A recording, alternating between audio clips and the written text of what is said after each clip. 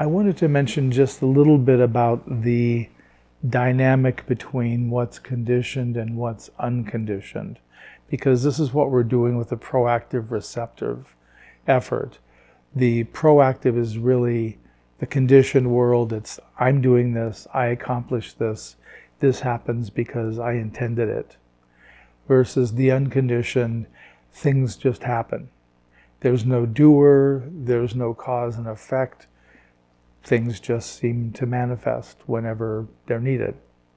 So there's a different kind of worldly structure about it. There's a great koan about this called Hyakujō's Fox. And in this koan, a Zen teacher was teaching and noticed that in the back of the room there was this old man who would show up and stay for the Dharma talk and then depart before the teacher could catch up to him. And finally one day he positioned a monk near the back of the room to slow down the old man so he could interact with him. And he did. And the old man told him, he said, I used to be the abbot here. I was the head teacher here. And I was asked a question, does an enlightened being, is an enlightened being subject to karma? And my answer was no. And because of that, it was an incorrect answer. I was karmically required or destined to have 500 lifetimes as a fox. And a fox in Asia is much like a weasel might be to us, or a hyena. It's sort of considered a trickster. It's not considered cute and fuzzy. It's something that's undesirable. So the 500 lifetimes as a fox was a punishment. And the old man said, and this is the 500th lifetime, and I'm coming to the end of the fox lifetime. And so he said, can you give me a suitable burial? And the abbot agreed.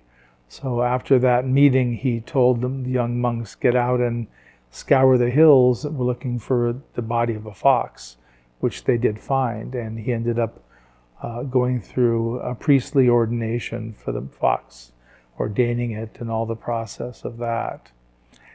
And but the important aspect of this koan, I mean, there's a lot of dynamics to it, but one of the important aspects is that the old man wasn't incorrect entirely, because the unconditioned, the absolute, doesn't produce karma because it doesn't function in cause and effect. But everything that's conditioned, everything that's part of our regular, what we call the regular world, is conditioned. It has a birth, decay, and death. So it is subject to karma. When we're acting in the conditioned world in a conditioned way, we are producing karma. If the absolute is functioning, that's not producing karma. It gets quite complicated, but if we sort of hold those and understand, that's part of the tension. We're shifting from practicing in the conditioned world versus practicing the four elements in the unconditioned world. So that's the shift that we're in.